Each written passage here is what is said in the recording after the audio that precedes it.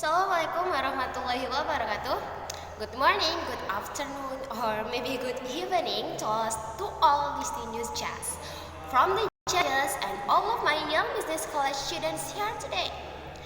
And here I like to share my thoughts on a topic of a great significance to our beloved country. What's that? Yeah, entrepreneurship and economic growth for Indonesia. Do entrepreneurs search for chance, respond to it, and exploit it as an opportunity? Well, that's the quote from the pictured record. Most of people think that entrepreneurs always have an important role in a country. They change some bad things into good and help people to have better life. Whatever the situation it is, they will seize it as an opportunity. Then those are general view of entrepreneurships. So how about in our country, Indonesia? Why President Joko Widodo and our Monetary Minister Mulyani Indrawati say that the facility development and empowerment of UMKM is very important for economic growth? Well, talking about economic growth in Indonesia, the data owned by the government shows that there are 64 million UMKM and represents 99% of business in the country. And in the fact, the labor absorption is 97%, and the business sector also contributes 60% to the GDP. In case of that, I can take the conclusions that small entrepreneur, for instance, UMKM, which really have an important role in supporting the economies in Indonesia. Entrepreneurship has emerged as a whole that can offer solutions to help our economic landscape. But the problem nowadays, most people say that being an entrepreneur is so hard. Is it 100% correct? Let's discuss it.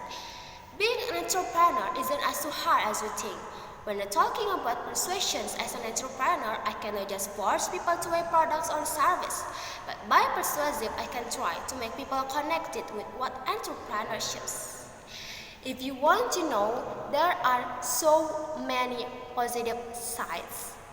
If you want to be an entrepreneur, first, as well as we as the part of societies, to play a vital role in our economy by creating products and services that address specific needs.